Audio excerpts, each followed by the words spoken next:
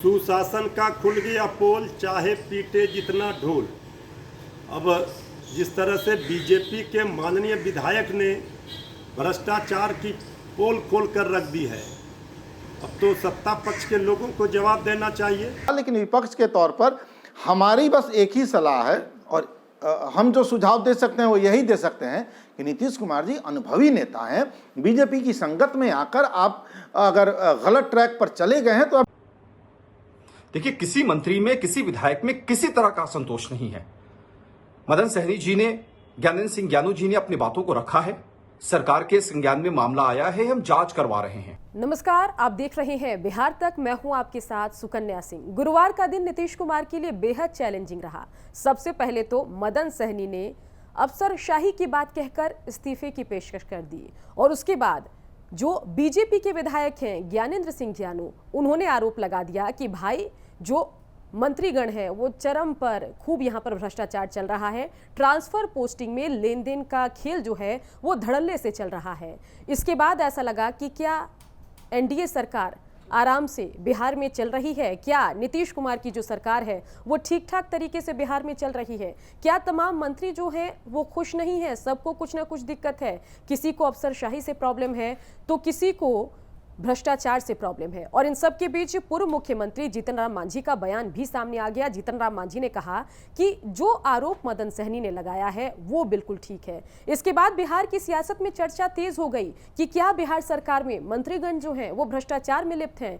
क्या अफसर जो हैं वो मंत्रियों की बात नहीं सुनते हैं? पॉलिटिकल रिएक्शन क्या कुछ आ रहे हैं, ये जरा सुनिए। सुशासन का खुल गया पोल, चाहे पीटे जितना ढोल।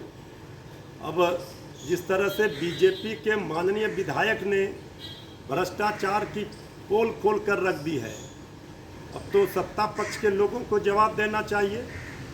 हम लोग तो विपक्ष में हैं, विपक्ष की छोड़िए, अब तो जो नेता प्रतिपक्ष तेजस्वी यादव जी लगातार आरोप लगा रहे थे कि चारों ओर भ्रष्टाचार है, ये अब सत्ताधारी दल के नेता बीजेपी के विधायक कह रहे हैं।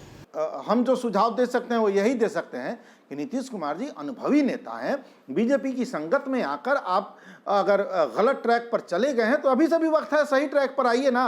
गिरोह नहीं चला रहे हैं आप, सरकार चलाइए। और सरकार लोकतांत्रिक मूल्यों से चलती है। लोकतांत्रिक मूल्यों की इज्जत करना सीख जाइए। आपके मंत्री आपसे खुश, आपके लोग आपसे खुश। हमारे यहाँ जो भी दोषी होते हैं हम उनको किसी कीमत पर नहीं बख्शेंगे। सरकार की नीति भ्रष्टाचार के मामले में 0% टॉलरेंस की है। रही बात बयानबाजी की और अपोजिशन को खुश होने की, चलिए मदन सहनी जी के बहाने, ज्ञानेंद्र सिंह जी के बहाने अगर कुछ लोग खुश होते हैं तो उनको खुशी मुबारक हो, लेकिन सरकार में सब कुछ ठीक है। माननीय मुख्यमंत्री नीतीश कुमार जी के प्रति तमाम लोगों में आस्था है और हमने काम किया है जिसका असर है कि बिहार की जनता हमें सराह रही है। तो देखा आपने कि जिस तरीके के आरोप यहाँ पर मंत्रीगण, विधायकगण लगा रहे हैं, उसके बाद सियासी बयानबाजी तेज हो गई है। कांग्रेस और आरजेडी के नेताओं ने घेरना शुरू कर दिया है नीतीश कुमार को। तेजस्वी यादव ने दावा किया है कि ये गिरी हुई सरकार जो है बहुत जल्दी गिर जाएगी। और इन सब के बीच तकरीबन हम अगर बात करें एनडीए सरकार की तो यहाँ पर सीटों का आंकड़ा बेहद उलझा हुआ है। आंकड़ा ये है कि 74 सीट जो है वो बीजेपी के पास है, 45 सीट नीतीश कुमार के पास है और इन सब के बीच 4-4 जो वीआईपी और हम की सीटें हैं, इसके भरोसे बिहार की सरकार चल रही है। और ऐसे में अगर हम ग्रैंड अलायंस या महागठबंधन की बात करें तो महागठबंधन के पास भी बहुत कम आंकड़े नहीं है। अगर हम आरजेडी की बात करें तो तकरीबन 75 सीटें हैं। इसके अलावा लेफ्ट और कांग्रेस की सीट भी आरजेडी महागठबंधन के पास है। और ऐसे में अगर वीआईपी, हम और एआईएमआईएम का खेमा एकजुट हो जाए या पाला बदल का कोई खेल चल जाए तो महागठबंधन की भी सरकार बिहार में बन सकती है। और ऐसे में अगर तेजस्वी दावा करते हैं कि सरकार गिर जाएगी तो उसके बाद कयास शुरू हो जाते हैं कि क्या बिहार की सरकार जो है वो कंफर्टेबल तरीके से चल रही है या वाकई मंत्रियों के बीच कुछ मनमुटाव है। क्या कुछ मंत्री पाला बदल भी आगे चलकर कर सकते हैं?